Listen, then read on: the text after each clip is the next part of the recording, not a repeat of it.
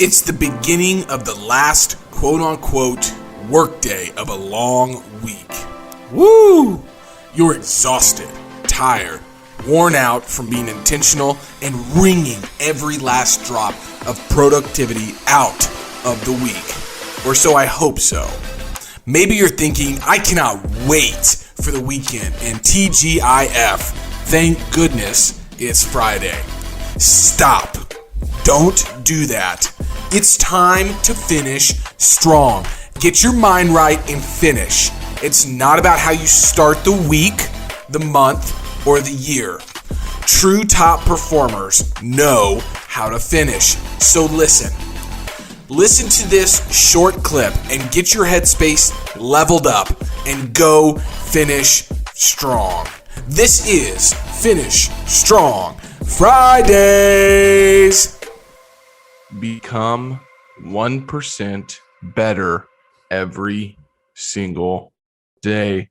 Today we're going to talk about becoming 1% better. Seems easy, right? But that compound effect is so impactful. We're going to start with a little story that I'm stealing from James Clear and Atomic Habits. The fate of British cycling changed one day in 2003. The organization, which was the governing body for professional cycling in Great Britain, had recently hired Dave Brailsford as its new performance director. At the time, professional cyclists in Great Britain had endured nearly 100 years of mediocrity. Man, that's a long time to be mediocre. Since 1908, British riders had won just a single gold medal at the Olympic Games, and they'd fared even worse in cycling's biggest race, the Tour de France. In 110 years, no British cyclist had ever won the event. In fact, the performance of British riders had been so underwhelming that one of the top bike manufacturers in Europe refused to sell bikes to the team because they were afraid that it would hurt their sales if other professionals saw the Brits using their gear. So Brailsford had been hired to put British cycling on a new trajectory. What made him different from previous coaches was his relentless commitment to a strategy that he referred to as the aggregation of marginal gains, which was the philosophy of searching for a tiny margin of improvement in everything that you do. Brailsford said the whole principle came from the idea that if you broke everything that you could think of that's going into riding a bike down and then improve it by 1%, you would get a significant increase when you put them all together. Brailsford and his coaches began by making small adjustments you might expect from a professional cycling team. They redesigned the bike seats to make them more comfortable. They rubbed alcohol on the tires for better grip. They asked riders to wear electrically heated overshorts to maintain ideal muscle temperature while riding, and using biofeedback sensors to monitor how each athlete responded to a particular workout. They tested different fabrics and wind tunnels, and they had their outdoor riders switch to indoor racing suits. But they didn't stop there. They continued to find the 1% improvements in overlooked and unexpected areas. They tested all kinds of different massage gels. They hired a surgeon to test each rider and to teach him the best way to wash their hands to reduce the chances of catching a cold, and on and on and on. As these and other hundreds of small improvements accumulated, the results came faster than anyone could have imagined. Just 5 years after Brailsford took over, the British cycling team dominated the road and track cycling events at the 2008 Olympic Games in Beijing, where they won an outstanding 60% of the gold medals available. 4 years later, when the Olympic Games came to London, the Brits raised the bar as they set 9 Olympic records and 7 world records. That same year, Bradley Wiggins became the first British cyclist to win the Tour de France. The next year, his teammate Chris Froome won the race, and he would go on to win again in 2015, 2016, and 2017, giving the British team 5 Tour de France victories in 6 years. I bet that bike manufacturer was regretting the fact that they wouldn't sell their bikes to him at that point.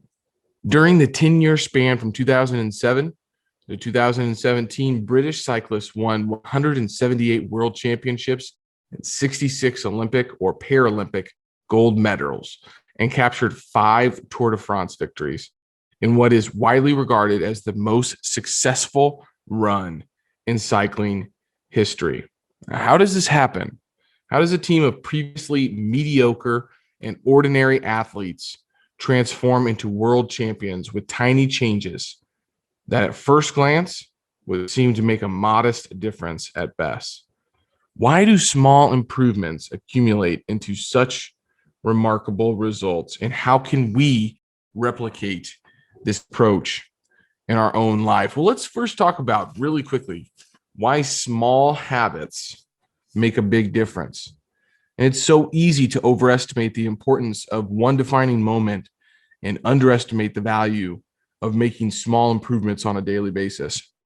Too often, we convince ourselves that massive success requires massive action. You've probably heard me talk about massive action. Whether it's losing weight, building a business, writing a book, winning a championship, or achieving any other goal, we put pressure on ourselves to make some earth-shattering improvement that everyone is going to talk about. Now, I want to pause there because I think this notion is so important and is the message today that when you're in the grind, when you're feeling down, when you're feeling in a rut or in a routine that you're just doing the same thing over and over again, find solace, find joy in the fact that that process that you're on is going to allow you to make a big difference. Keep putting in deposits. Create these habits. Now, set out for yourself to figure out what those habits need to be. If you want to improve your health, find habits around your health. If you want to improve your finances, find habits around your finances. That's the journey that we're all on. But then there's a part of understanding that habits take time, probably 65 to 75 days for most people to create new habits. And you have to kind of get past the suck in that journey that you're on. Improving by 1% isn't particularly notable on a regular basis. Sometimes it's not even noticeable, but it can be far more meaningful, especially in the long run.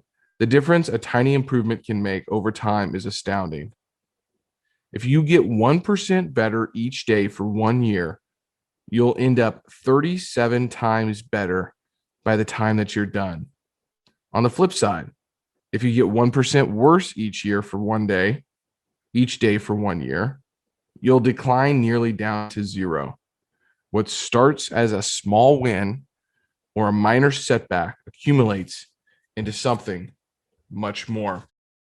Well, I can tell you that I definitely want to be 37 times better at many things that I'm focused on right now than I am at my current state. And frankly, I am getting better. I can feel it. I can feel the growth. I can feel the compound effect of showing up every single day and striving to be 1% better. It's hard to track. It's hard to put a measure against it, but you will have an internal feeling, a feeling that is so motivating because you are getting better. You are seeing results. And the best motivator to create inspiration is results that you are looking to set out. James goes on to talk about habits are the compound interest of self-improvement. And I could not agree more. You have to make these deposits on a regular basis. Figure out what new habits that you need to create.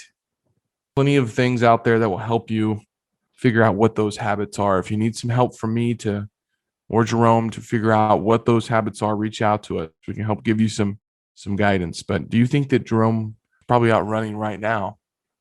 You think he wants to run when it's 10 degrees outside, snow on the ground, 6 miles? I know I don't. I don't have that habit, but he does. He has that habit. He's created that habit for himself. around his health. Now it's his identity. And that's what we're going to talk about on the next episode, probably of Finish Strong Fridays, is creating a new identity. Just think about this. If you're a smoker, somebody offers you a smoke, but you're trying to quit. You say, yeah, I used to smoke, but I'm really not trying to. I'm trying to stop.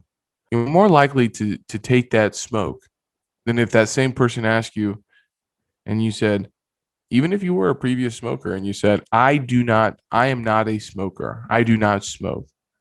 There's a small shift there in the way that you have phrased that. But it's all important because it goes back to your identity of who you are as a person. We will all fall back to the systems in our lives when the going gets tough and who we are as people, as individuals, who our identity is. So go out there today, finish strong Friday, and make sure to become 1% better.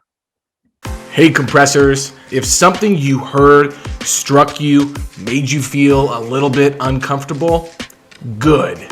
Head on over to compressionpodcast.com. And then you can also subscribe wherever you listen to your podcasts at. If you feel inclined to, please leave us a review. It's obviously helpful. But instead, I'm going to call you out today. I'm going to call you out and make sure that you do your part, sharing this message by sharing it with one person that might need to hear what we talked about today. Be great.